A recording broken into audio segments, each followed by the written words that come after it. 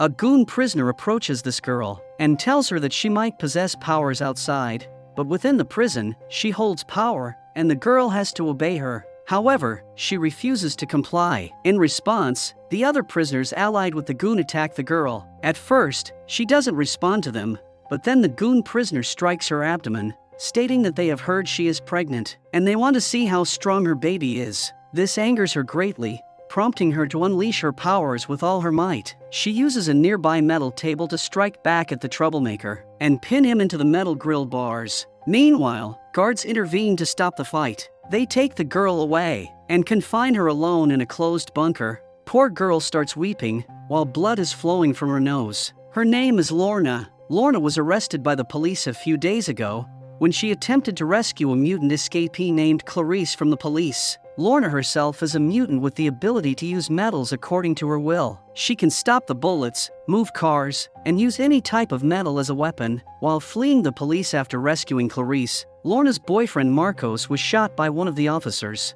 This enraged her, prompting her to seek revenge on the police officer responsible for the injury of her boyfriend. While the other team members managed to escape, Lorna stayed behind for revenge and was captured by the police, who used a freezing shot to apprehend her. When she was brought to her prison cell, she attempted to use her powers on the metal doors. However, she received a kickback from the collar that authorities had placed around her neck. This kickback pushed her back onto the metal toilet, causing an injury to her head. Seeing this, all the other prisoners began laughing at her. She was new in prison and didn't know much, but she was still desperate to get out. One fellow prisoner informed her that the collar was installed to prevent her from using her powers. It was specially made for mutant prisoners by the authorities. She also mentioned that Lorna was now stuck there until she received backup. In response, Lorna mentioned that she had backup, but it wasn't just there at that time. When she was heading to take a shower, a prisoner spat on her to mock her. However, the attending guard instructed her to keep walking. Lorna also saw another mutant prisoner present in a cell there. In the present, while all the prisoners are in the mess hall, she goes and sits with that mutant. Lorna attempts to inquire about the collar in hopes of finding a way to free herself. However, the other mutant is fearful and reluctant to talk with Lorna. She simply states that Lorna is not the only one who has attempted to break the collar. Additionally, she advises Lorna to keep her distance because Lorna can be a source of trouble for her. Afterwards, when all the prisoners are outside, a goon prisoner approaches Lorna and tells her that she might possess powers outside, but within the prison, she holds power and Lorna has to obey her. However, Lorna refuses to comply. In response, the other prisoners allied with the goon attack Lorna. At first, Lorna doesn't respond to them, but then the goon prisoner strikes her abdomen, stating that they have heard she is pregnant, and they want to see how strong her baby is. This angers Lorna greatly, prompting her to unleash her powers with all her might. She uses a nearby metal table to strike back at the troublemaker and pin him into the metal grill bars. Meanwhile, guards intervene to stop the fight. They take Lorna away and confine her alone in a closed bunker. Poor Lorna weeps while blood is flowing from her nose.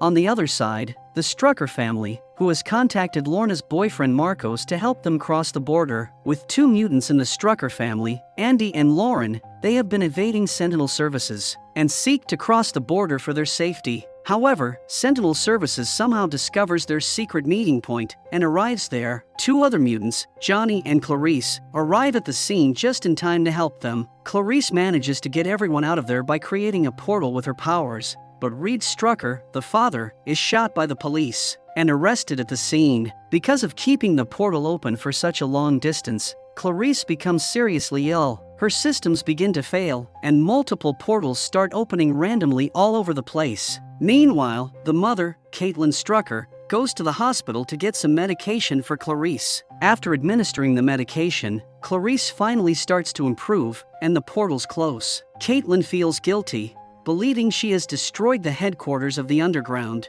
which is a secret organization of mutants. However, Johnny convinces her that she didn't do anything wrong, and that the place was already in poor condition. Arrested mutant Reed Strucker is interrogated by the police. He is being asked to assist the authorities in finding the mutants, but he is unwilling to cooperate. On the other side, we witness Lorna attempting her best to break out of jail. However, despite exerting all her strength, she can only manage to open the door of her bunker. Even this slight use of her powers leaves her very weak, with blood flowing from her nose due to that collar band. At the underground headquarters, Marcos, Johnny, and Sonia are discussing a plan to free Lorna from jail, but so far, nothing seems to be working. We also learn that Mr. Reed Strucker is actually a prosecutor who was recently assigned to prosecute Lorna. However, things took a turn when some bullies attacked his son, Andy. In fear for his safety, Andy revealed his mutant powers, destroying the school building where many people were present. Fortunately, his sister Lauren, who was also a mutant, saved Andy from the collapsing building. Upon discovering that his own children are mutants, Reed reached out to Marcos for help. He wanted his family to cross the border to Mexico,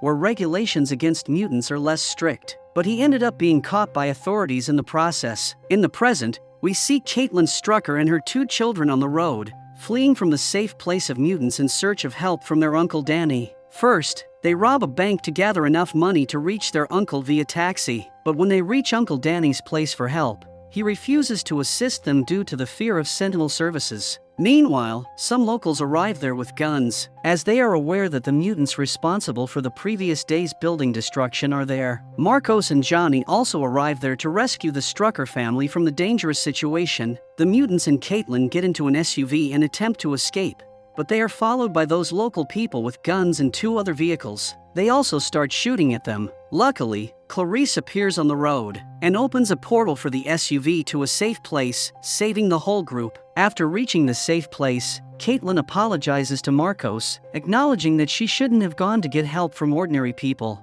Back in the prison, Lorna is transferred to a new cell, where she finds Reed already present. Reed attempts to apologize to her for his past actions, explaining that he was just following the law and was unaware of the innocence of the mutants he prosecuted until he discovered his own children were mutants. However, Lorna asks him to apologize to the mothers and children who were separated because of him. Then, both prisoners are being taken to another location under high-security surveillance. They are being transferred on a bus with an interior entirely made of plastic. Meanwhile, Andy and Lauren, along with their mother, are on top of a building, planning to rescue their father. They coordinate with other mutant friends to liberate Lorna and Reed from Sentinel services. When the bus arrives at the marked point, Andy and Lauren work together to burst the bus's tire, causing the entire convoy to stop midway. In the meantime, the main team of mutants initiates an attack on the Sentinel services officers. A mutant named Shatter, who has the ability to turn invisible,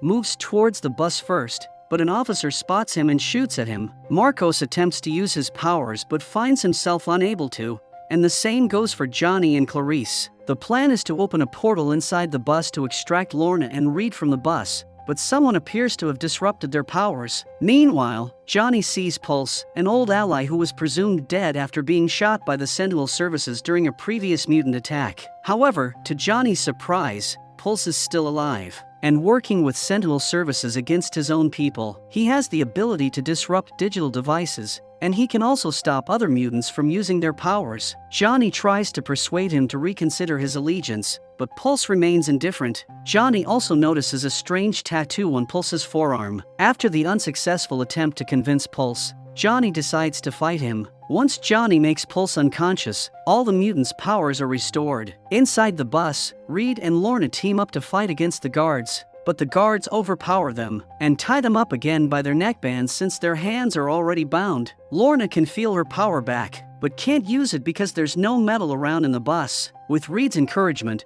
Lorna uses metal nails from Reed's leg. They were in his leg from an old sports injury of childhood. She extracts those nails from his leg and uses them to kill the officers and free themselves. After escaping the bus, Lorna fights the guards outside using their own metal guns and bullets against them. With Lorna's help, mutants manage to beat the Sentinel services easily and run away. Lorna and Reed meet up with their mutant friends and family. Clarice makes a portal to take the injured mutant Shatter and Sonia away from that place. At the same time, Caitlin drives a car to take the rest to safety. While they have successfully escaped from the grasp of the Sentinel services, they are still being tracked by a drone deployed by them. Lorna sees the drone hovering directly above their car using its rearview mirror. Marcos uses his light rays reflected in the mirror to burn down the drone until it turns to ashes. During the journey, Marcos shares with Lorna how much he missed her in her absence, and also reveals that he has learned about their child growing inside her belly. Meanwhile, they notice that the Sentinel services have blocked their path ahead. Seeing this, Marcos suggests reversing, but Lorna insists on driving straight through. Upon reaching Officer Turner, Lorna uses her powers to disarm the officers and takes Agent Turner with them. They bring him to an abandoned location where Lorna binds him by tying his neck with a metal beam. She demands answers about their fellow mutant, Pulse. She asks what they did to him that made him turn against them. Turner responds that he doesn't know about Pulse, but he believes that the people in Sentinel Services may have influenced him for a good cause, leading him away from a group that harms innocent people. Turner then reveals that his daughter was killed during a protest of mutants. He says that he doesn't know whether the energy responsible for his daughter's death came from a good mutant or a bad one. The scene becomes emotional, but Lorna remains determined to obtain the information she seeks. She calls Sonia, who has the ability to read minds. As Sonia begins delving into Turner's memories, the Sentinel Services arrive and launch an attack on the building. Lorna defends them by using metal rods to stop the attackers from entering the building, buying Sonia more time to gather information. However, the situation becomes hard when the Sentinel Services deploy tear gas, making it difficult for the mutants to remain in the building. Amidst Sonia's exploration of Turner's memories, Lorna instructs her to stop and quickly takes her out of that place. This sudden interruption disrupts Turner's memories and leaves him mentally disturbed. After arriving at the underground headquarters, Sonia gathers glimpses of Turner's memories and creates some images. One of the images depicts a tattoo identical to the one Johnny saw on Pulse's forearm during their fight. Another picture shows a building. Reed recognizes the building as a Sentinel Services detention center where many of the mutants he was prosecuting were sent. However, individuals sent there would mysteriously disappear, never to be seen again. Lorna suggests that the Sentinel Services are escalating their tactics by using manipulated mutants against them. Pulse was Johnny's best friend and was trained by him. Lorna emphasizes that if Pulse can turn against them,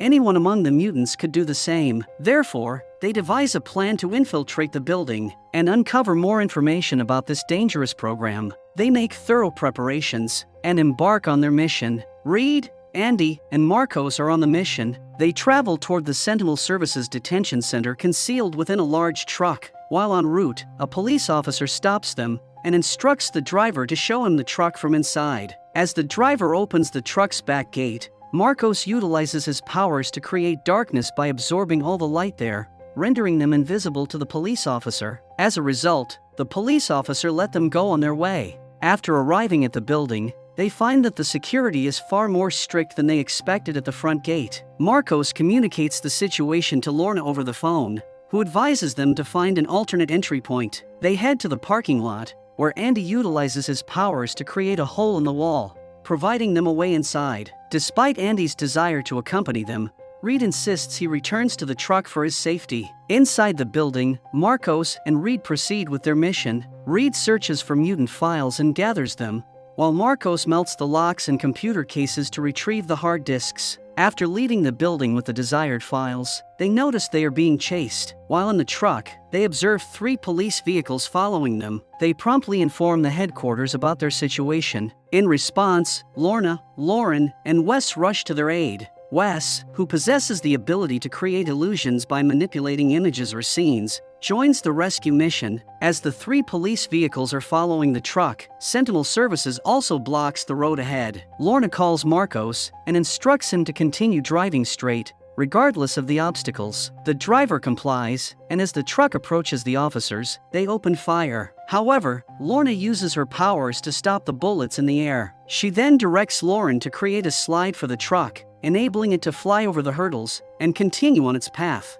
Lauren successfully makes that slide with her powers, allowing the truck to bypass the blockade. Now, it's Wes's turn to showcase his abilities. He creates an illusion of the truck splitting into 2, with one seemingly going to the right and the other to the left. The Sentinel Services agents are deceived into pursuing the illusions, splitting into 2 groups, each going in different directions. Meanwhile, the actual truck continues straight ahead with an illusion trailing behind, creating the illusion that the road is empty. Thanks to their coordinated efforts, Reed, Marcos, and Andy, along with the secret information, are saved from the danger posed by the Sentinel Services. We then witness Agent Turner at the Sentinel Services building, urging his subordinates to intensify their efforts in locating the mutants. He directs them to decode every coding language used via cell phones within a 50-mile radius by monitoring every phone call. Turner appears visibly desperate in his search for the mutants. Meanwhile, Dr. Campbell arrives there. He uses mutants for his weird experiments in his lab.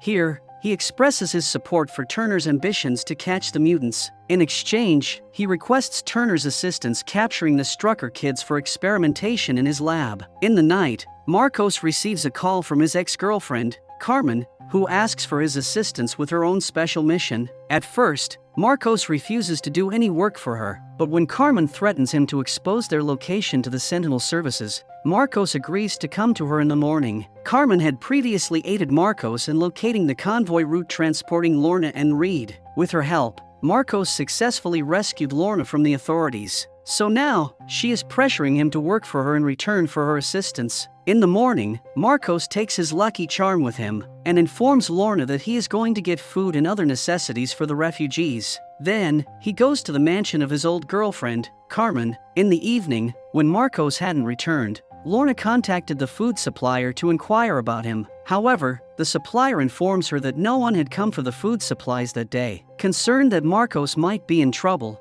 Lorna discusses the situation with Sonia, and they decide to visit Carmen's place. Meanwhile, Carmen offers Marcos a deal to work with her, promising to provide money for the mutant refugees in return. However, Marcos is not willing to accept her offer. Carmen then convinces Marcos to join her in an attack on a shipment of drugs with the intention of destroying it. Marcos refuses to participate in any violence, so Carmen introduces another mutant to handle the guards, while he just has to set fire to the shipment using his powers. Actually, Carmen is involved in the illegal drug trade, and her hands are stained with the blood of many people. This was the reason for Marcos's decision to leave her in the past, and that's why he still doesn't want to work with her. Lorna and Sonia arrive at Carmen's mansion and engage in a confrontation with the guards. Sonia utilizes her dreamer abilities to extract information from one of the guards' memories regarding Carmen and Marcos's whereabouts. Upon reaching their location, Lorna sees Marcos working for Carmen again. She gets very angry by seeing this and feels betrayed by his actions. Lorna decides to depart from the scene with Sonia,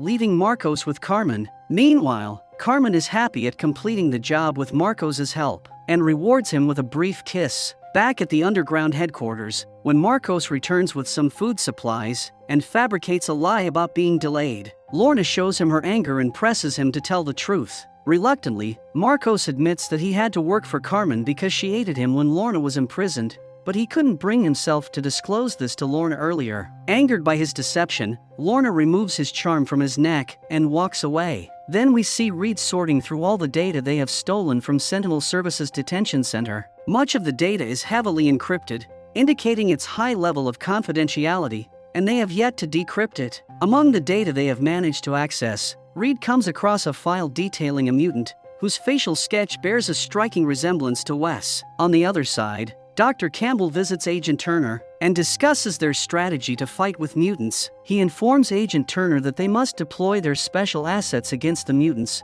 revealing that these assets are other mutants who have been altered through experimentation. Dr. Campbell explains that they have successfully integrated these altered mutants into their services, as they only act upon receiving a signal. Without the signal, they remain dormant, but once activated, they execute their tasks with precision. At the underground headquarters, the computer expert Sage informs Johnny and Reed that the only information retrieved from the drive stolen from Sentinel Services shows the list of the individuals enrolled in a program named The Hound. Also, Pulse is the first mutant on that list. Additionally, she reveals that the program is operated by a private military contractor affiliated with Trask Industries, rather than being officially run by the government. Reed intervenes, mentioning that Trask Industries ceased operations in 2006, a fact he knows because his father had been employed there for 35 years. After that day, while extracting mutants to a safe location, they capture a mutant asset from Dr. Campbell's Hound program. This mutant is one of several homeless mutants covertly placed by Dr. Campbell there. Another mutant, a telepath in that group,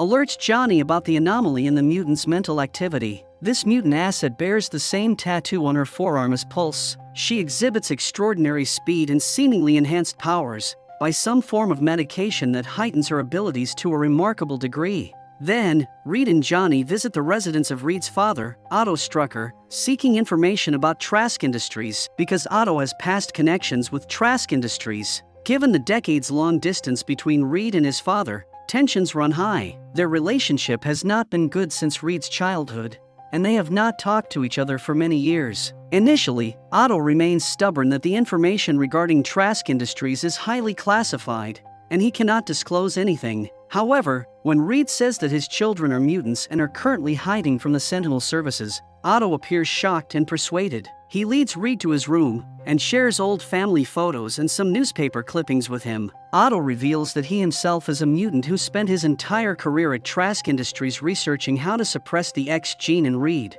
Fearing that his family might turn into monsters, he asks about Andy and Lauren's powers. When Reed tells him about the specificity of their powers, Otto mentions his own father and his sister, who were mutants with abilities similar to Andy and Lauren. However, he explains that when they combined their powers, particularly by joining hands, they became an immense threat. Their combined strength was so great they could destroy an entire building within seconds. He adds that they were also at the top of the most wanted list of terrorists back then, because they led a mutant terrorist group called the Hellfire Club. Otto then reveals to Reed that during his childhood, when he was seriously ill and near death, it wasn't leukemia, but a serum injected into him to suppress the X gene. Although it worked for him, the mutation was passed down to his children, Andy and Lauren. Otto cautions Reed, emphasizing the importance of protecting the world from the combined power of Andy and Lauren. Meanwhile, Sentinel Services arrives there with Dr. Campbell. Otto asks Reed and Johnny to hide there, and he himself goes down to counter the officers. Dr. Campbell attempts to interrogate Otto Strucker,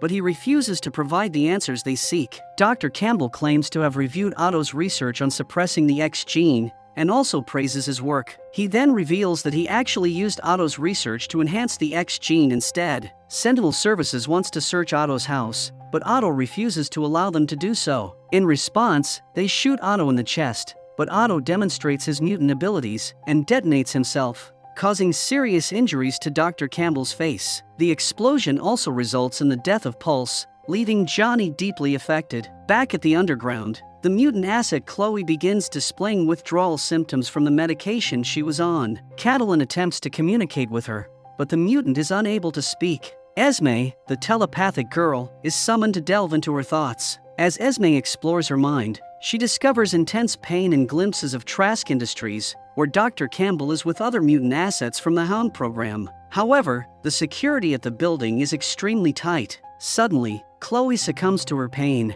and passes away on the spot. Then, all the mutants plan to infiltrate Trask Industries to save other mutants from this tyranny, but they require more information about the security measures in place. Thus, they decide to gather additional details about the building's security protocols first. Lorna and Sophia head to a bar, where one of the security guards of the Trask building is known to frequent. They extract the relevant information from him, but when he starts boasting about how they control mutants like animals, Lorna knocks him unconscious with a blow to the head. Sonia then delves deeper into his mind, using her mutant abilities to extract more intel. Back at the headquarters, Esme appears desperate to launch an attack on the facility where she says her family is trapped. She is eager to rescue them quickly, fueling her urgency to take action against the building. Meanwhile, Reed returns to the underground headquarters and shares everything with Catalin about what happened with his father. They decide to disclose everything about their powers to their children. Determined not to repeat Otto Strucker's mistake of concealing information,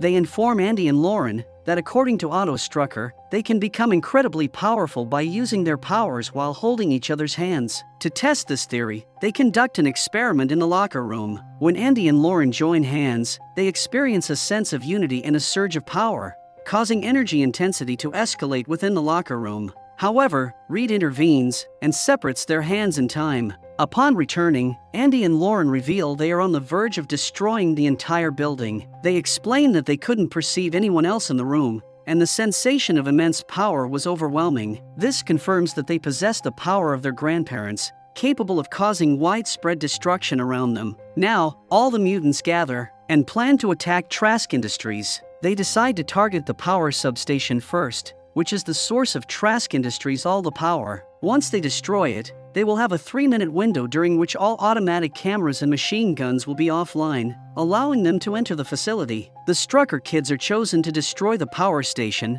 while Lorna, Marcos, and Esme will infiltrate Trask Industries. Meanwhile, Agent Turner grows suspicious that mutants may attack the facility at any moment. He increases security measures and orders his subordinates to double-check security protocols. As the mutants gather outside Trask Industries, preparing to infiltrate, Esme accidentally drops a detonator box, but Lorna quickly saves it using her powers. Lorna tells Esme that this mission is not an adventure, especially for newcomers. Meanwhile, Esme reads Lorna's mind and learns about her past, including being captured by the police during a rescue mission for a mutant. Understanding Lorna's emotional point, Esme reveals that the pain of having her family trapped inside is a driving force for her presence, but it becomes evident that Esme has some different intentions from the others. Despite this, Lorna seems impressed by Esme's response. At the power station, Andy, Lauren, and Sonia enter through a portal created by Clarice. They are being guided by Reed and Caitlin, who are stationed in a van outside,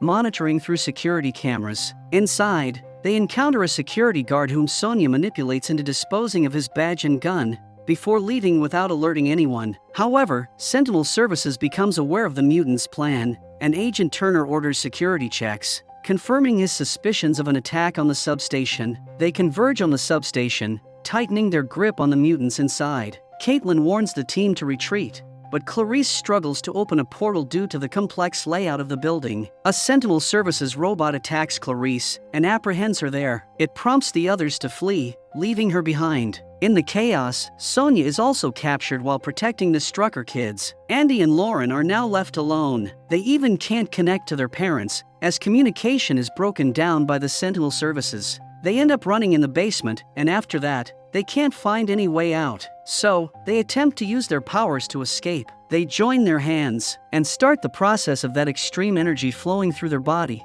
But Andy abruptly breaks contact, realizing that their powers could end innocent lives trapped in the building. Meanwhile, Sentinel Services arrives there and captures both of them. On the other hand, the mutants ready to attack Trask Industries stop their mission upon learning that their teammates have been captured by Sentinel Services. Esme is unhappy with halting the mission and desperately wants to continue the operation under any circumstances. However, they return to the underground headquarters without listening to her. Now, the Strucker kids are at Trask Industries. They are brought before Dr. Campbell, who said that he has been waiting for this moment. He outfits them in special suits to monitor their mutant energy levels, before sending them to a bunker constructed of an indestructible alloy. The bunker is equipped with various types of biosensors. The doctor wants to see the combined power that Andy and Lauren have inherited from their great-grandparents. He asks them to demonstrate this power, but the Strucker kids refuse to obey him. In response, the doctor brings Sonia and Clarice to the scene.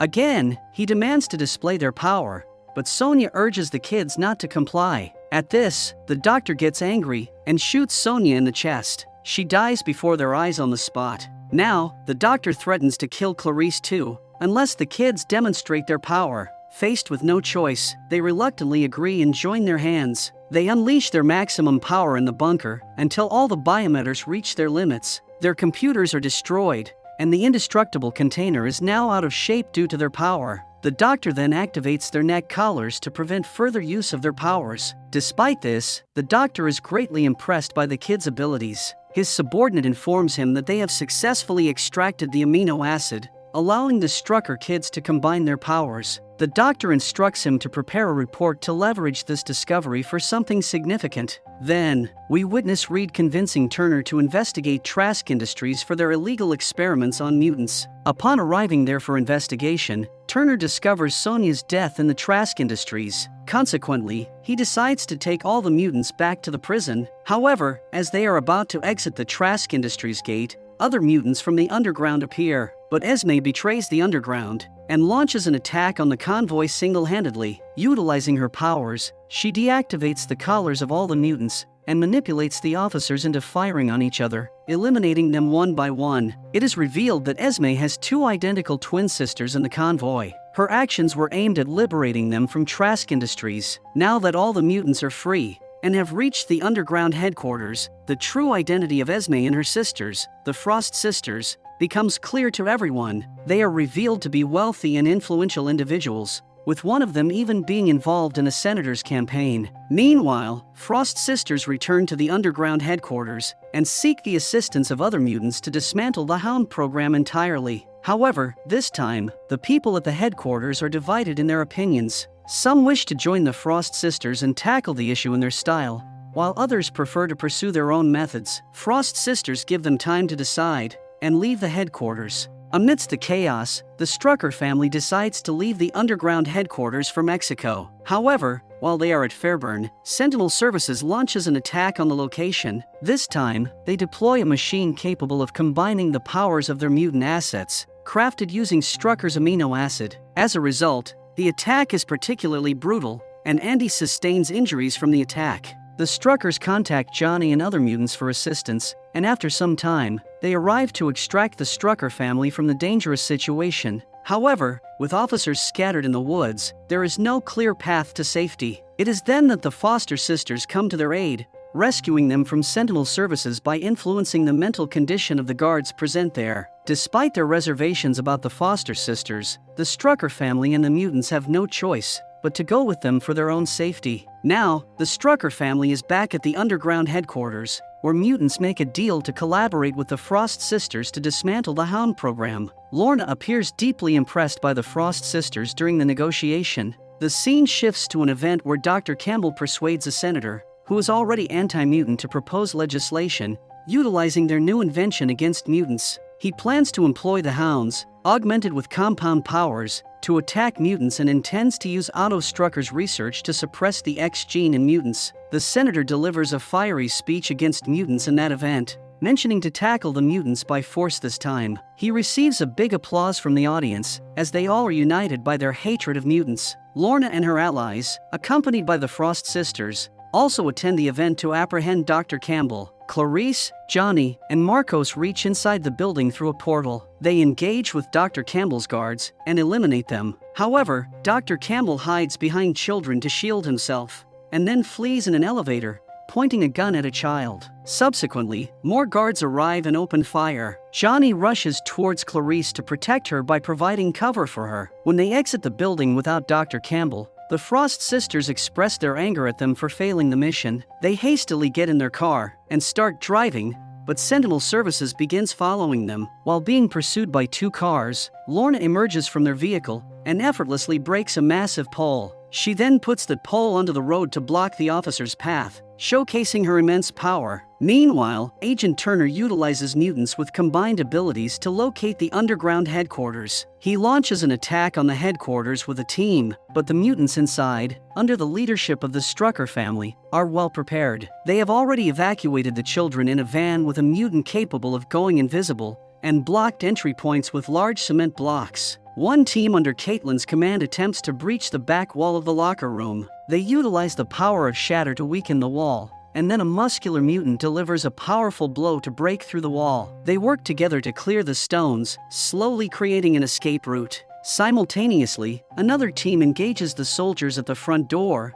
buying time for the evacuation. Then, Agent Turner uses the combined power of two mutants to dismantle the resistance in their entry into the building. But by that time, all the mutants inside the building manage to escape through the back route. Sensing the urgency, the Strucker kids persuade their parents to leave them on their own. They intend to destroy the entire building with their combined power to ensure there's no evidence left behind for Sentinel Services to investigate. Reed and Caitlin agree to their plan and leave the building without them. Meanwhile, the mutant assets enter the building and begin tearing it apart. However, the Strucker kids have already joined hands and initiated the display of their powers. A tremendous amount of energy comes out of the building. Upon witnessing this, Turner orders his soldiers to quickly retreat. The entire structure is destroyed within moments as the Strucker kids unleash their full potential. On the other side, Dr. Campbell persuades the senator to immediately head to Washington, D.C., and push forward with the legislation,